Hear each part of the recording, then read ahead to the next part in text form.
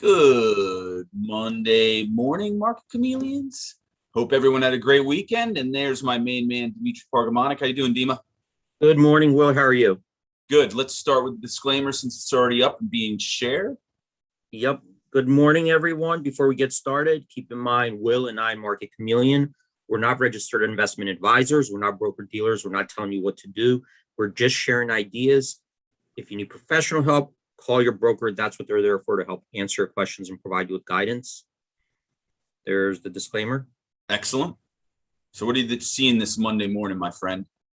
So I think we'll take a look at the earnings. It's Monday. We'll see what's coming up on the earnings front. If we have any questions, Will, you guys, if you have questions, something you've seen, last week, over the weekend, maybe a Market Chameleon tool, something about the data or analytics, this is your chance to ask the questions. You could put your question in the chat, or if you want to come live on the show, Will's putting out a link there that you could click on that will take you over to Zoom. You could raise your hand. This way we could hear your question. You could ask it live directly. You don't have to turn on your video. But those are the two ways you guys could ask questions. We did have one earnings question come in from the mayor of Naples. He was asking about Facebook. If you could take a deeper look into Facebook earnings. All right. So we'll take a look at Facebook. All right. So that's what we'll do. We'll take a look at Facebook today. And any other questions, related to that or along the way, let me know. Excellent.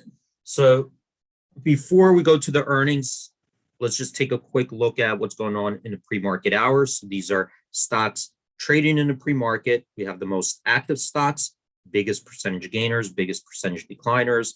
I have 120 that made our percentage gainers list, 33 on the percentage decliners list. So from that perspective, looks like we're setting up for a more bullish bias at the open. I'm going to take a look at the S&P 500 stocks just to get a picture of what's going on there. So I'm using these filters up top. This one in ETF, drop it down.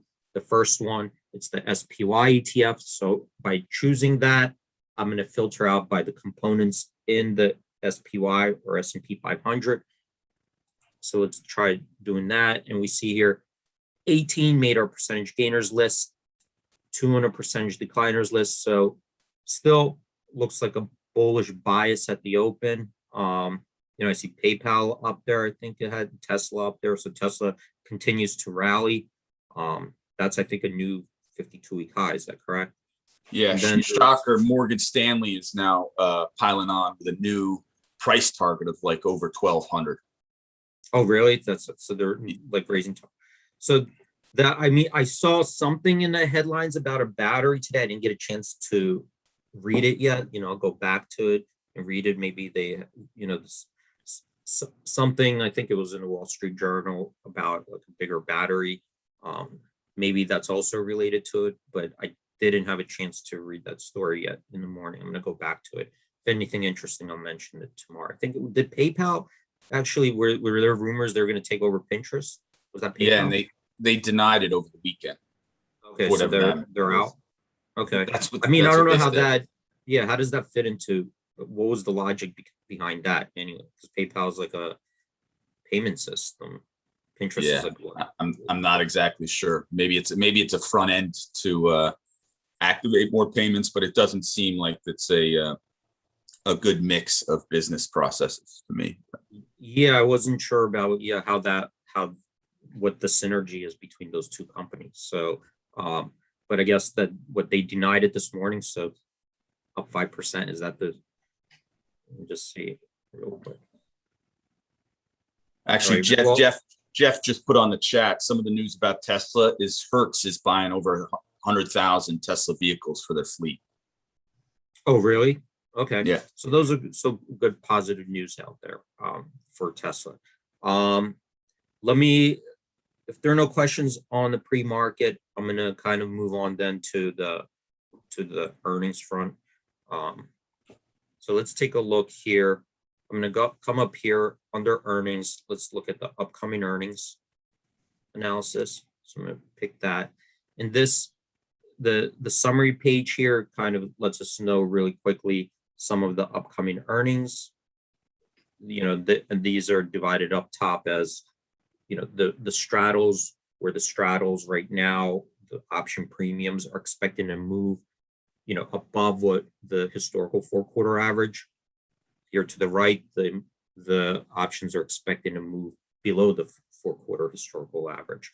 But I'm going to just come down here real quick. You know what? I'm going to use another filter here. Let's look for S&P 500 stocks. All right. So I'm going to look at S&P 500 stocks. So this is all going to get refiltered, and I'm going to keep this filter average option daily option volume above 1,000 contracts. So let's take a look down here real quick, and I just want to see what the stocks have been doing. So in the last 2 weeks, we had stocks that met this criteria, S&P 500 stocks that traded over 1,000 contracts on average per day. And we see that after reporting earnings, 52.8% of them were up on the day. So we see here up 2.8% on average. On average gap 1.3, 47.2 were down on the day, down 2.9 with an average gap of 1.6. So really quickly, just letting me know more of them were up than down, but not an overwhelming amount. The ones though that went down, on average had a little bit of a steeper decline than the up moves. And I see the straddles here.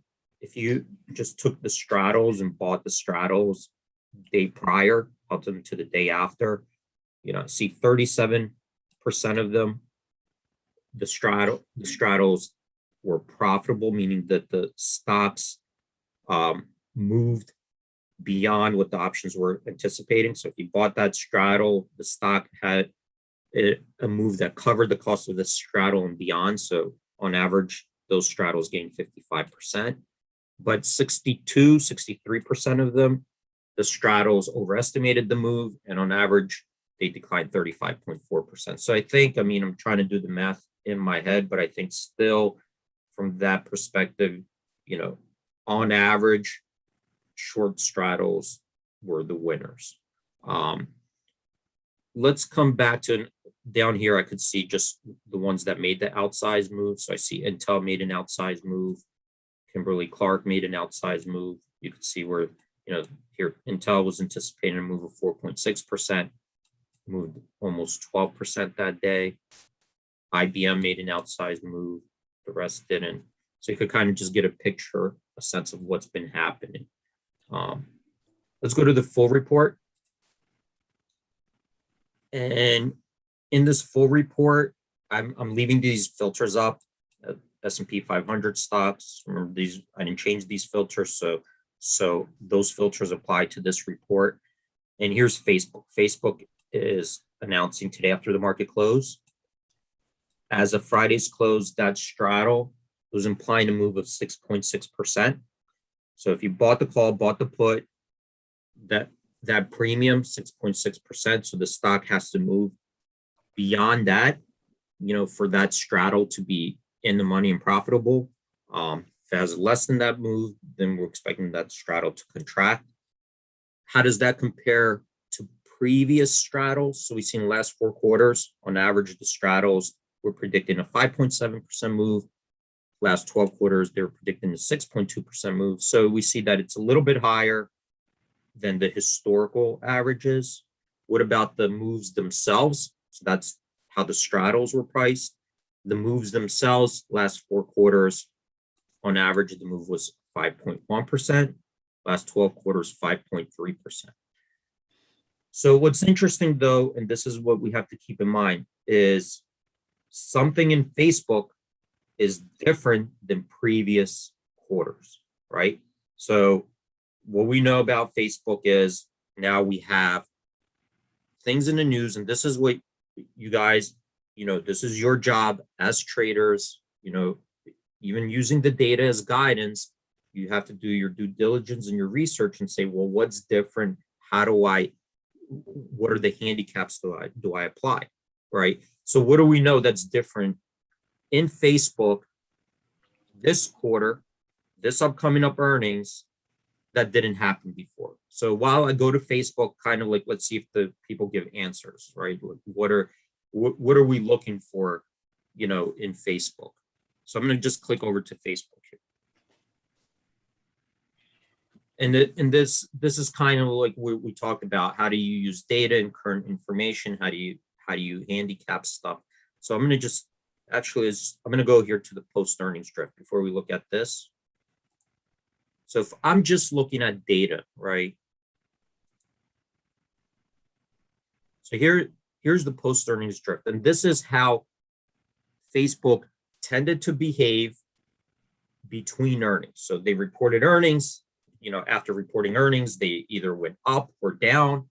Starting from that point, how did the stock drift right before the next earnings announcement? So I'm going to just take a look here. So currently, Facebook is down 9.4% since the last reported earnings. So here I'm going to just show you here. So last time they reported earnings, right?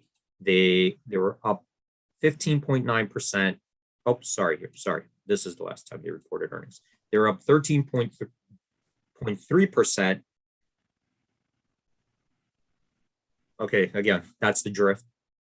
This is what happened. Last reported earnings, they were down 4%. They closed at 358.32.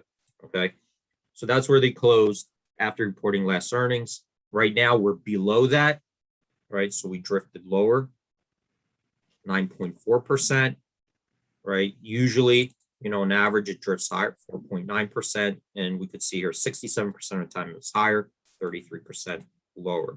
So I'm just looking at the data while we're waiting. Tell me if people are giving answers. But I'm looking at the data. What happened historically during negative drifts? So I see here's a negative drift. This red bar, this stock, Facebook drifted lower, reported earnings, and they were up right after reporting earnings.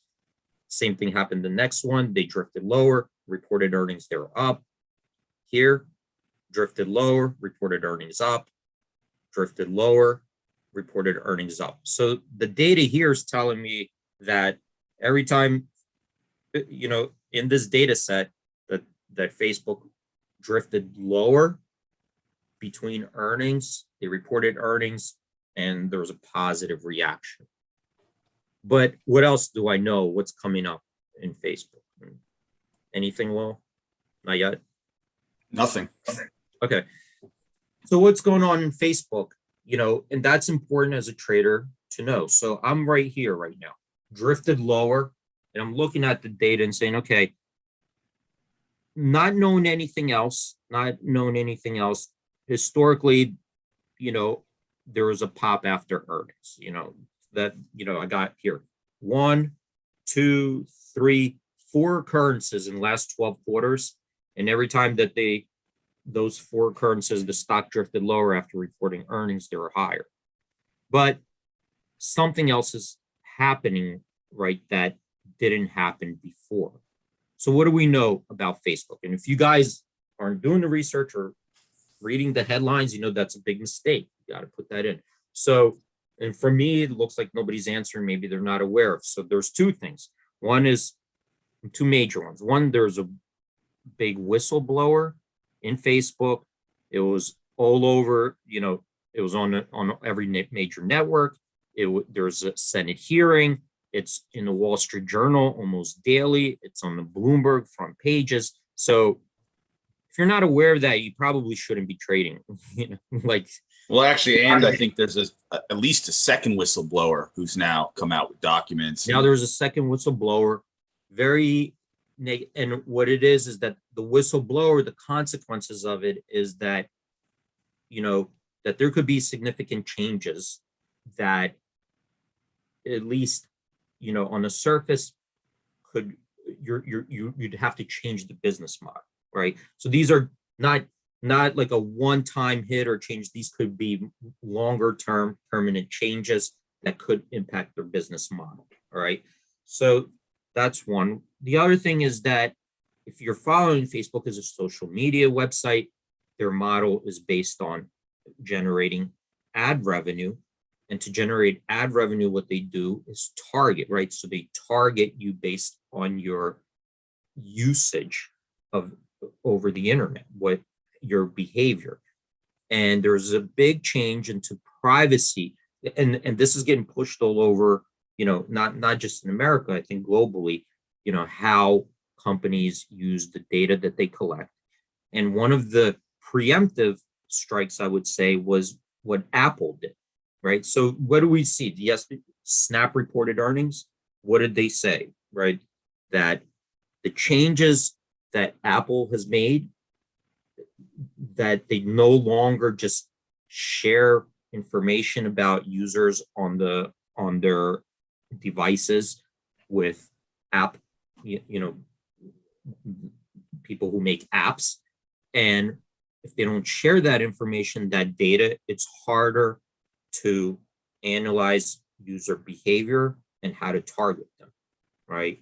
So that we heard from one company already that they were impacted. Who else could be impacted? Facebook, Google, Twitter, all these applications who rely on data-driven targeted ads.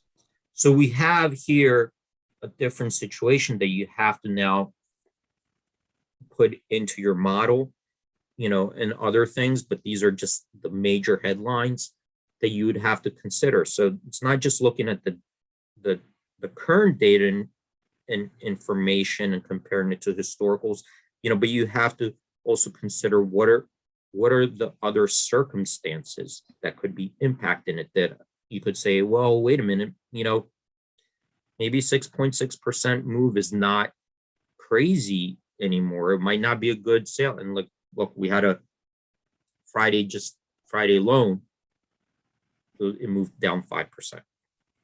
So that's kind of like, very important, making notes, and you guys could go back and look at, well, what happened what happened in these situations? Why was Facebook down? How is that different?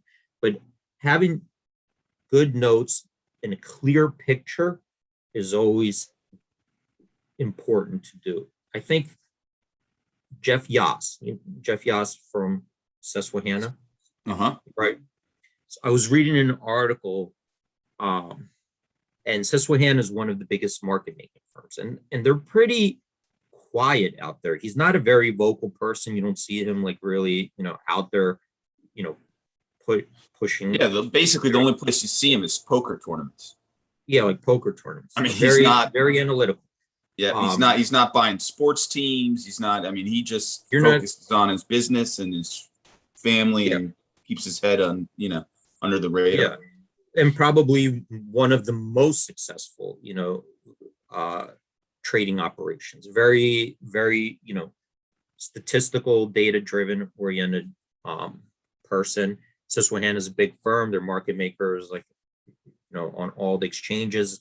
And people don't even, I was reading articles about, he invested in TikTok. I think they're a big investor in TikTok from like way early. I think they were the original investor in TikTok. They might have been the original investors in TikTok. Actually, the person who founded TikTok actually had worked for him as a developer.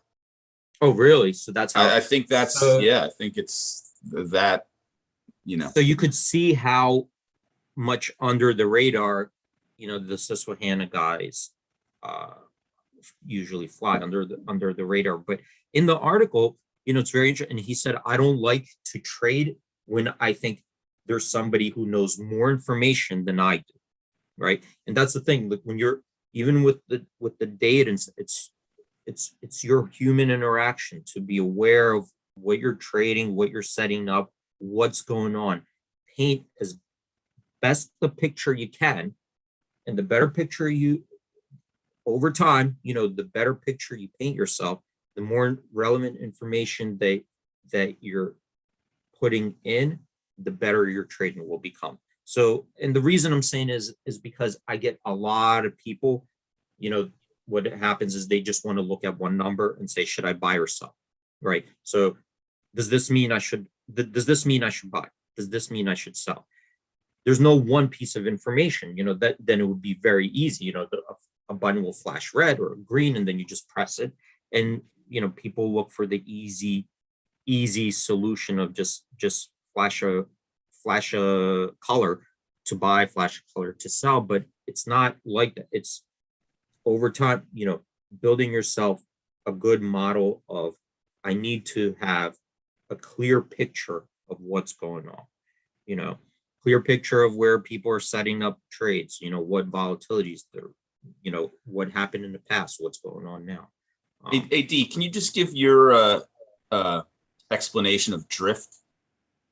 So the drift would be, and I'll come back here. And over here, right, let's start with April 28th.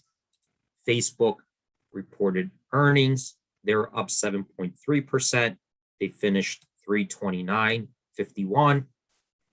So from there, right, we know that as soon, once a company reports earnings, those numbers are out and they're available for everybody to analyze. So you could recalibrate your valuation models because now you have all the things, their earnings per share, their debt, their cash flow state, all this stuff is available. On top of that, usually, there's a conference call, the company will talk about, future, any type of special notes that management has, new products, perhaps they talk about litigation, all this stuff gets kind of released. And what we say is that there's about a full days of trading for, those models to start kicking in and they reprice the stock, right? So boom, you go to a new fair value because you got all this new information, so that day, Facebook was up 7.3%, right? But what we know is that it's not like that day Facebook stops trading until the next earnings, right? So we still have, then after that's done, we got another quarter to go until the next earnings is reported, right? So we just know what happened. We don't know what's going to happen in the next 3 quarters, right? So what people are doing is they are acting to information that's coming in between, and they're anticipating the next quarter coming up, right? So then there's a drift. So afterwards, you're building up expectations to the next quarter. So the stock will not sit here at 329.51, right? It will start to move to a new level right before the next earnings, right? So we could even see the ranges it moves in, the drift these are between earnings, right? Like we'll see the ranges went up as high as up 19%, as low as 4 down 4.3. So we're looking at how the price of the stock fluctuates in between those earnings events. And what does it usually do? How do people usually build up those positions? So that's kind of the drift. Does not include the earnings, the earnings move itself that day. It just looks at what does the stock tend to do between the earnings. Okay, right? Like maybe does it drift higher after reporting the good earnings? Does it continue to go up till the next earnings? Does it give back? Does it drift lower if there's a bad reaction? So that's kind of the analysis of the post earnings drift. What does it tend to do, and how much does it go up or down, right? Like what would be a very big move in between earnings, and would have to decide why did it. So here we see that a one standard deviation move between earnings is about 10.7%, right? So we would expect it even after reporting earnings that it'll move up or down about 10.7%, which would be kind of in the historical range. Anything outside that, you're going above with a standard deviation move. And right now we're within it, right? Just to the downside. Hey, AD, we have a hand being raised. Can we bring Raj in? Sure. All right, everyone, this is Raj, who does a show with us once a month, a active user of the Discord, and actually one of the main contributors to the Discord with the doctor. Anyone who doesn't have a link to that Discord, just shoot me I'll just put it out on the chat if you want to join the Discord. Here comes Raj, D. Hey, Raj, Hey, why Raj. don't you mute yourself? Thanks for joining. Yeah. Hey, Hi, how's it going? guys. Yeah, thank you for letting me in. I have an important question. I tried to get it to you many times before, but I think it's important. This is a very useful chart which you put out, I think, few months ago, which shows you the drift versus what the ER move is. How relevant is it to have within this chart another bar which shows either the industry move or the sector move during that same period? For example, the tech sector itself can make a move between Facebook earnings from last quarter to this quarter, which affects Facebook, right? So Facebook's relative move compared to its sector or industry. Can we have that? That's a good question. Probably, that's a interesting data point. I think that is an interesting to take a look at on a relative basis. Well, is Facebook, compared to similar stocks, and we'd have to pick, like, sometimes there's a difference of opinions what similar stocks are, but to similar stocks, how did they perform, versus, like, let's say maybe Twitter or Snap? No, what I mean is, in your data, you already have the Morningstar data, which tells you what sector or what industry that particular stock belongs to. Can't you just, benchmark that sector movement from that date to that date and put it there? Yeah, you can use the morning. So what we right now, our default is using the Morningstar classification. That's one of our vendors, right? So our vendors is Morningstar. We get fundamental data from them, so you get the industry internet content and information. Exactly. And so I think just to give you, let's take a look at it, and just to give you an idea. So I clicked on it. Here are all the stocks in it, right? So you get a big list of stocks, and for me at least, I like to narrow things down, right? Like, to me, this is a very big list. Like, do I include, for example, Zillow in it? Is that really relevant to Facebook? Do I include, TrueCar, or I don't even know these. So when I do it, even though I understand, like, people,